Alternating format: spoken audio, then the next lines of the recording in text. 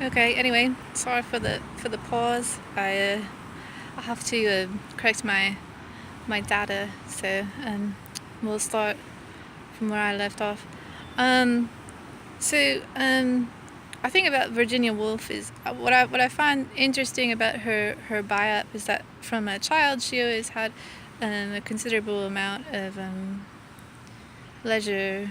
There's very dramatic scenes of impoverishment in London, and but she lives in a house and she's going to be a writer, and so that leads me to suspect that she could stay current with a lot of art, a lot of the art world going on at the time. I really only had like YouTube to really access that much about her, and so I definitely I was kind of shocked when it was just about her being a mental all the time. I didn't really understand what that all had to do with like her whole life to a few instances of mental breakdown. But anyway, YouTube does have a few selections by her actually reading, and I definitely recommend that because so much has changed about our ideas of Englishification and accent since then. So, I mean, I think that's about the recovery maybe of our ideas of our own relatives and rural history. So,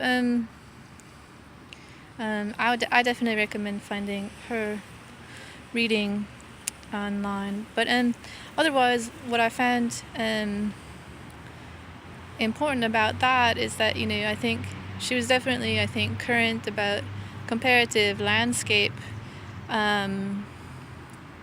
artistry from the Midwest.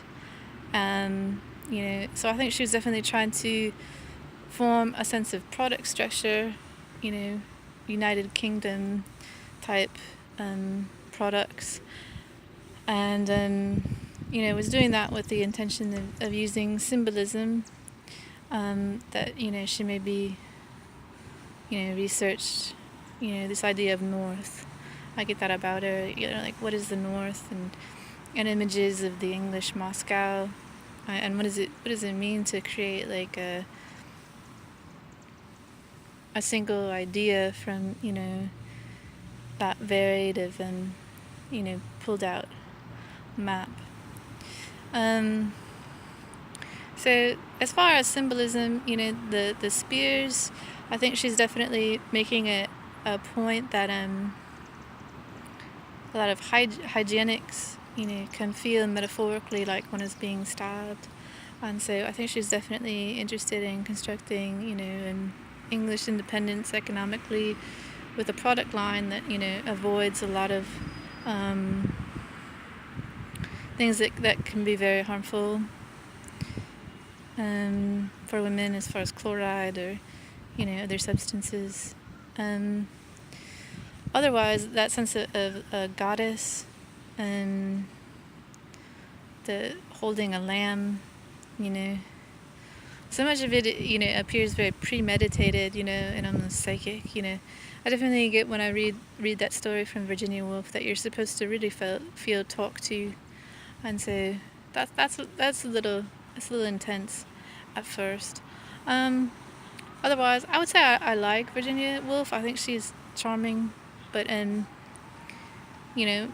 they make statements like they're trying to attack their own ancestors or feel a strong animosity towards their own ancestors, I think that then comes up if you read her now. You get that feeling that people now are trying to deconstruct that legacy and find something new and less intense, maybe.